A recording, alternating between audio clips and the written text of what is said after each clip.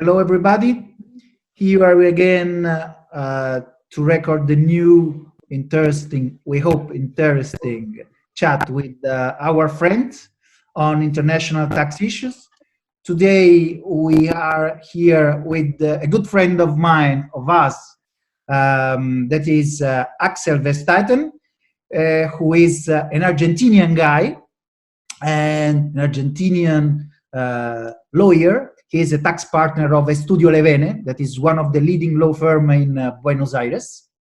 And we are really glad and really happy to discuss with him, which is the impact of this emergency situation also on the other side of the ocean. So what is happening, Axel, in Argentina, and how do you think to solve the issues that there are arising by the crisis, the emergency crisis? Hi, good morning. Hi, Luca. Hi, Pietro. Thank you for the invitation to this PBL talks. And Argentina is that they have reacted very, very early in the crisis regarding sanitary measures, but they have not taken many measures from a tax perspective. Argentina is a federal government, so when we discuss tax measures, we need to divide the federal government on the one hand, the provinces, we have 24 provinces, and the municipalities, and they all have taxing powers. We have over 2,000 municipalities.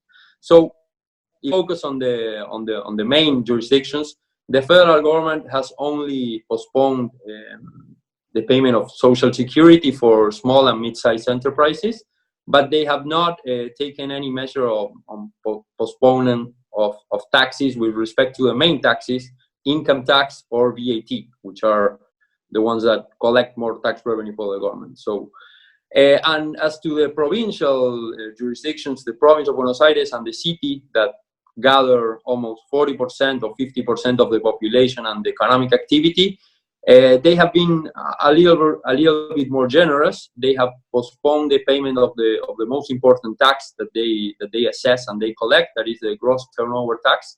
And but they have only given that postponement for 1 month and until, a 30 days postponement. There has not been taken any measure in substance. Regarding losses, regarding residency, regarding granting tax benefits that have an economic effect. Only small and mid on the economic measures, small and mid-sized companies and individuals, they have been granted the option of obtaining a loan with very low interest, or in some cases with no interest at all. But that is it. We haven't seen a lot of benefit. On the other hand, the government is really concerned about tax collection, about tax revenue, because of course Argentina is in a very fragile situation from an economic and a tax point. As you may know, we are almost old. Our foreign debt has increased a lot in the last years, and we have not paid our last due date a couple of weeks ago. We are negotiating with the creditors, and we don't have certainty if that occur. A huge portion of our debt is being renegotiated, something close to $85 billion, and tax collection, tax revenue has shrunk, and of course and because of the lockdown, we have been in lockdown since March 20, so economic activity has really decreased. So tax revenue for April is expected to drop dramatically. So the government is actually considering establishing new taxes to get more tax revenue. So Argentina already has a wealth tax. Historically, the wealth tax was around 1%, and we had a huge tax amnesty in 2016. The wealth tax was supposed to drop down to 0. In 2008, it was increased again, And the incoming government that took office in December 2019, so a couple of months ago, it increased the wealth tax to 125, and in the case of assets located abroad, the tax rate goes up to 225. So the government is actually sending a draft bill to Congress to establish a new one-time wealth tax, and we have not seen the draft yet because it hasn't been made public. But according to an official information, this additional tax can go from 250 to 550, 50% to 550%. So imagine individuals that already pay 225 on their financial assets abroad. They have to pay additional 5%. So altogether is almost close to 8%. And on their financial assets that have dropped a lot, substantially, because if you see the stock markets in the US, in Europe, you have seen, I mean, drops of 15, 20, 25%. Of course. So response from taxpayers have been different. So we have seen, this is very, very recently, we have seen in Twitter circulating a lot of videos calling for fiscal rebellion, calling for small and mid-sized enterprises not to pay their taxes. I mean, they are considering that they are not being helped at all by the government. So we are in lockdown. We cannot get any revenue because we don't have customers, we business, and we still are obliged to pay taxes. So it's being called for a fiscal rebellion. Keep the money of the taxes and pay the salaries of the workers. So they are trying to impose this, this discussion, this argument between salaries, employees, and taxes. Who are you going to stop? Employees, all public servants who work for the government and they are actually not working right now because we're in quarantine. That has also driven a discussion over the reduction of the salaries of the public servants, of the legislators, of the officials of the executive branch, and especially of the judges, because the judicial branch, they have very high salaries. And I mean, some municipalities have agreed in a way to do this. They have voluntarily, or I mean, not voluntarily, because there has a popular claim, but they have reduced their salaries in 20-30% or something like that, and in some cases, I mean, donating the money to buy medical supplies or to some hospital or something like that.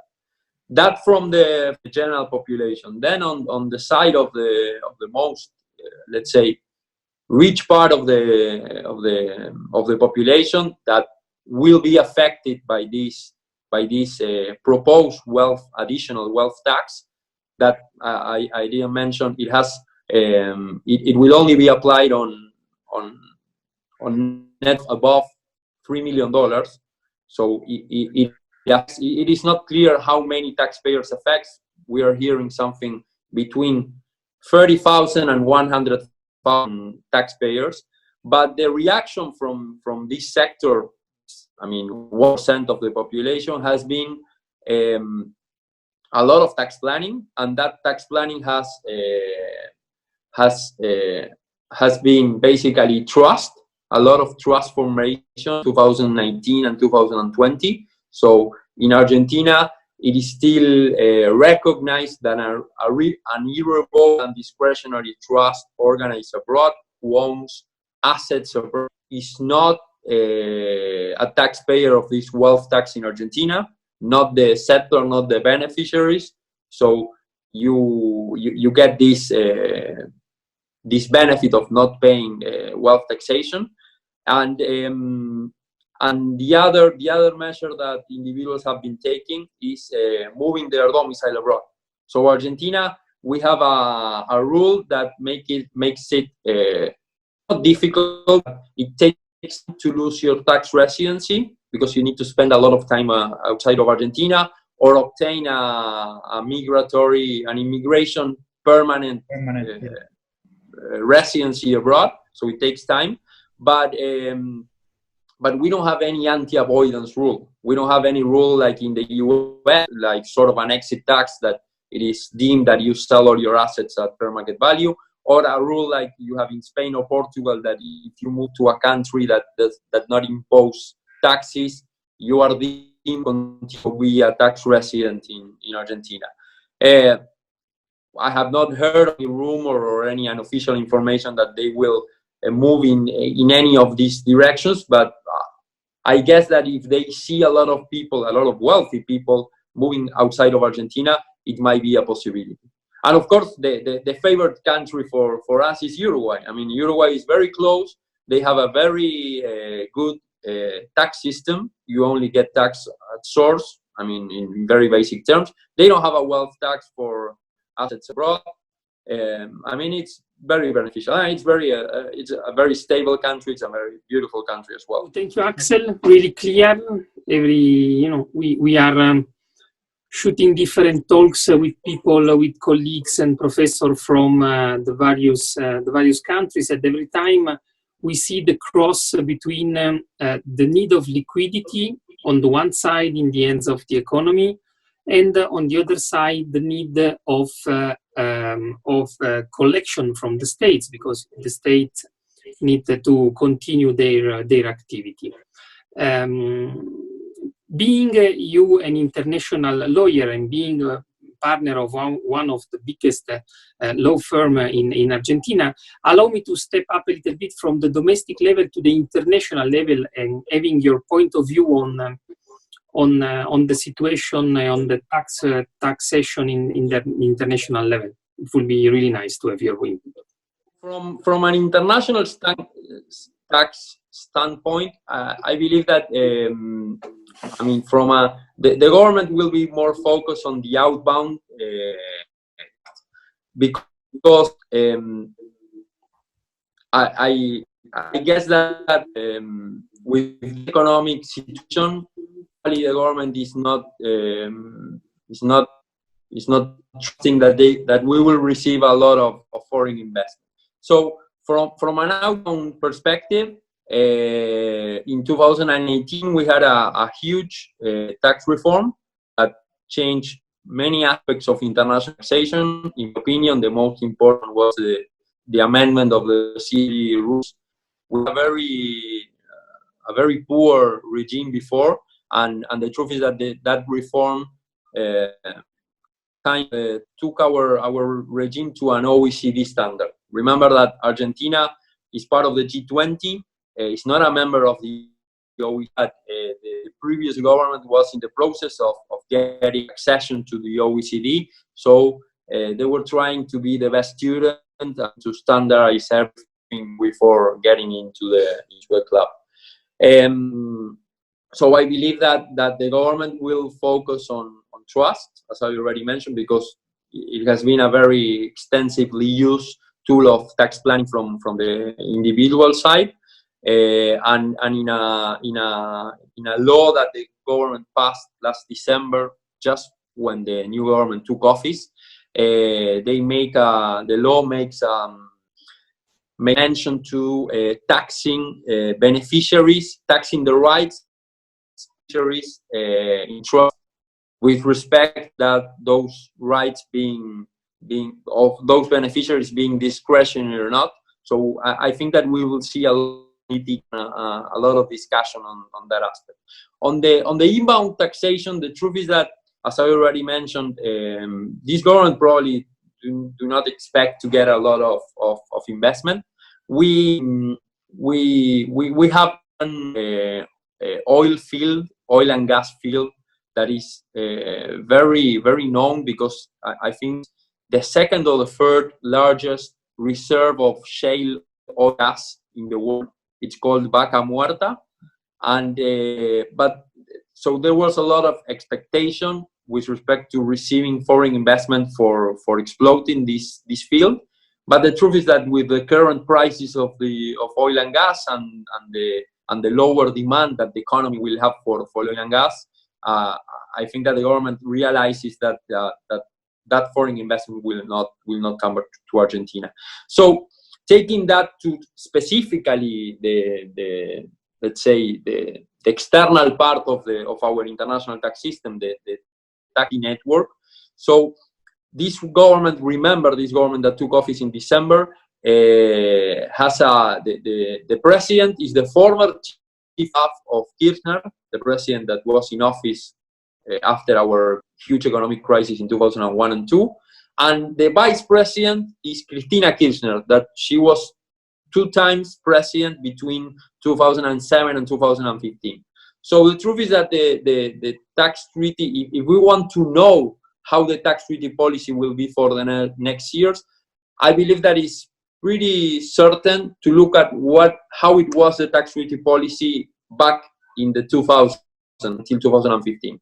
And the truth is that Argentina had a pretty good tax treaty network, but between 2008 and Argentina unilaterally terminated 4 treaties. We had treaties with Austria, with Spain, Chile, and Switzerland, and those treaties were terminated. It is true that those treaties included some benefits that the other treaties did not include, but and it is true as well that Argentina afterwards they renegotiated those treaties and signed them again. But our tax treaty network did not grow during those years.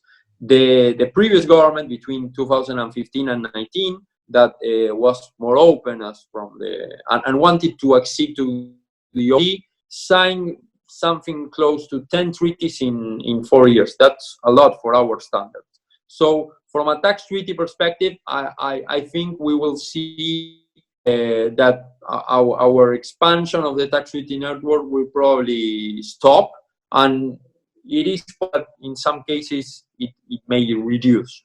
Thanks a lot, Axel, for this explanation, for this overview. It's not in relation to the first part, is not so encouraging, because I think that, it is not a good situation.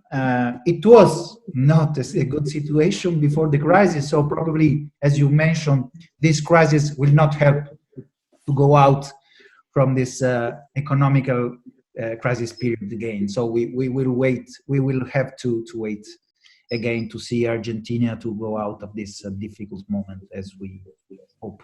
Yes, I believe you're right. I mean, the situation it was not very good before, and it's very disencouraging for the future. But and I believe that Argentina is very short of money, so see a lot of measures to try to increase tax revenue. I think that in that sense, it is quite of a line with what I'm seeing from other countries. I mean, we are seeing discussions of wealth tax in Chile, in the US, in Italy. I believe that there's also in the UK, generalizing the wealth tax in Spain. It's not taxed by the federal government, but by the provinces. The never-ending debate about the wealth tax. So. Yes, that is correct. But I see that, I mean, worldwide, I understand that there's a very big problem and it has a double problem, because we were in a crisis and this is making everything worse. But I mean, this kind of looks like 2008. I mean, you're having a crisis. You're having the OECD and G20 saying, okay, we need to collect more. This is different speech, but same result, The state is important. We need the state to invest more in public health, see how we cannot face a pandemic with the public health in place. So we need more revenue. And that is going to be fueled by the fact that lockdown will make economic crisis worse, and that of course will derive in less tax revenue for the government. Thank you very much. Thank you, Axel. Thank you, Luca. Thank you, Pietro. Thank you, and see you soon. I really hope. Thank you. Thank you. Bye. Bye. Ciao, Be Axel. safe. Grazie. Take care. Bye bye.